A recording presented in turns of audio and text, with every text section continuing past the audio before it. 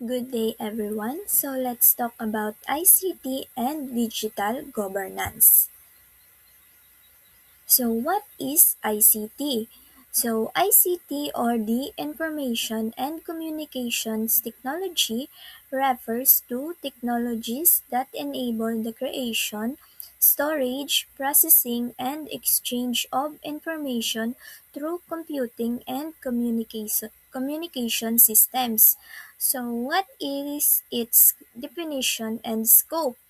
So, ICT is an umbrella term that combines information technology or IT with communication technologies, emphasizing the integration of computing systems, telecommunications, and networking to facilitate information exchange among individuals, organizations, and machines.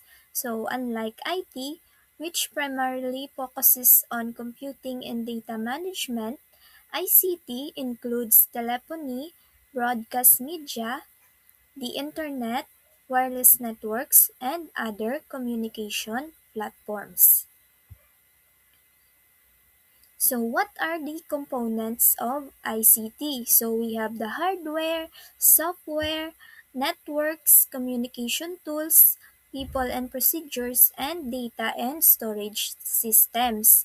So, under the hardware, we have the computers, servers, routers, smartphones, and other devices. For the software, we have the operating systems, applications, and enterprise softwares. For the networks, we have the LAN, Wi-Fi, internet, and telecommunication systems. For the communication tools, we have the email, video conferencing, and messaging platforms. For the people and procedures, so may kita users, administrators, and policies for governance security. For the data and storage systems, so may man kita nga computers, servers, routers, smartphones, and other devices.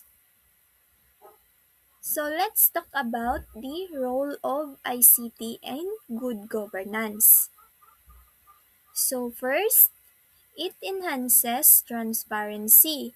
So, enhancing transparency involves adopting clear reporting practices, leveraging digital technologies, and implementing robust oversight to ensure accountability and public trust. So, si ICT nang ginahimo niya ang government processes nga open kag accessible. So maara kita mga online portals nga nagapublish sang budgets, policies, and decisions. So may ang mga citizens makatrack man sa ilang application, likes, permits, and licenses. Kag it reduces corruption by limiting face-to-face transaction. So, what are the key strategies for enhancing transparency? So, we have the digital technological solution. So, technologies such as blockchain, artificial intelligence or AI, robotic processes automation or RPA, and data analytics can significantly improve transparency. So, blockchain creates tamper-proof real-time audit trails, allowing every transaction to be traced from origin to beneficiary, which reduces corruption and builds public confidence in funds management. So, AI and data analytics enhance accuracy, anomaly detection, and predictive insights, while RPA automates routine compliance tasks, streamlining operations and reducing human error. So next is the open data and public disclosure. So governments and organizations can enhance transparency by maintaining open data platforms that provide public access to data sets, including financial reports, public spending, and service delivery metrics. So this approach encourages civic engagement, allowing citizens to monitor operations and participate in decision-making processes. So, comprehensive, timely, and reliable reporting ensures that stakeholders can verify the proper use of resources and detect unethical practices. And lastly, regulatory and governance reform. So, adopting international standards, clear laws, and regulations strengthens transparency by mandating accurate reporting and accountability. So, integrated platform that harmonize processes across departments, reduce inefficiencies, and improve the flow of information. So, what are the benefits of enhanced transparency? So, first, it reduces corruption and misuse of funds by making financial flows traceable and auditable. Next, it builds public trust in institutions and governance systems. Third, it supports Sustainable Development Goals or the SDGs by ensuring that resources are allocated efficiently and equitably. And lastly, it improves operational efficiency through automation, real-time monitoring, and predictive analytics. Second is it improves accountability.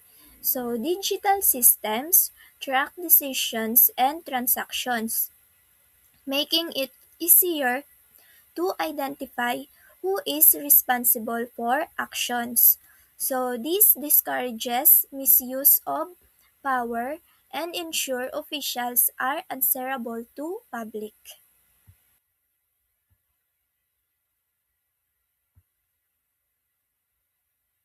So, information and communication technology plays a pivotal role in enhancing accountability in governance and public administration. So, here are some key ways ICT improves accountability. First, traceable and auditable processes. So, ICT provides mechanism for traceable and auditable processes, ensuring that every action is logged and can be traced back, so thereby increasing accountability. Next is digital records.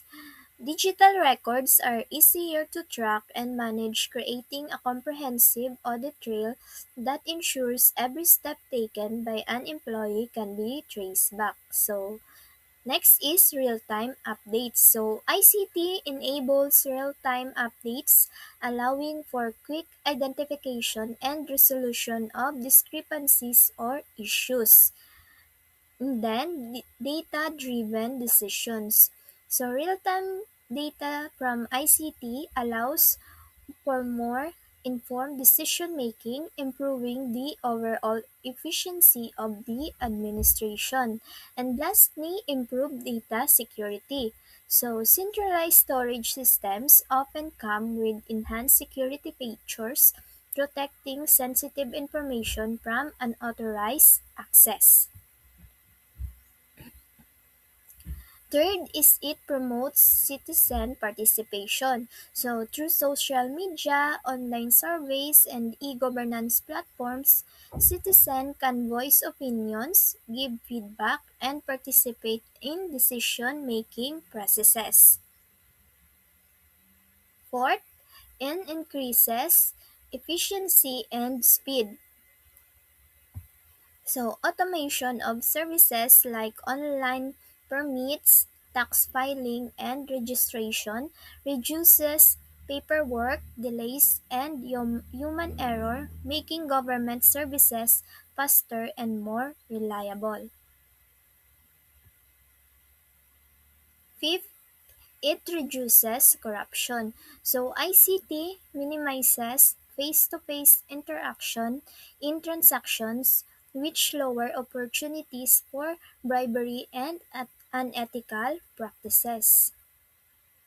Sixth, It improves service delivery. So, e-government services allow citizens to access services anytime and anywhere, especially benefiting those in remote areas. So, may ara kita ang nga ginatawag nga e-gov nga app. So, sa dira, ma-access naton ang aton nga mga ID in case nga nabili naton ang aton nga original copy. 7. It supports data-driven decision-making.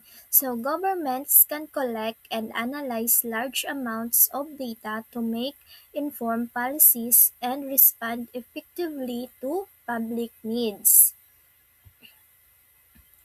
And lastly, it enhances communication. So ICT tools help governments communicate quickly with citizens during emergencies, public announcement, and policy updates. So in case may mga disaster nga matabo, one call away lang ang aton nga mga respondents. And then, if may ara nga announce sila publicly, so makita naton through social media. So, in conclusion, ICT is a powerful tool that strengthens good governance by improving transparency, accountability, efficiency, and citizen participation. By making information accessible and services faster and more reliable, it helps build trust between the government and the people. So, overall, the effective use of ICT leads to better decision-making, reduced corruption, and more inclusive and responsive governance. So, thank you for listening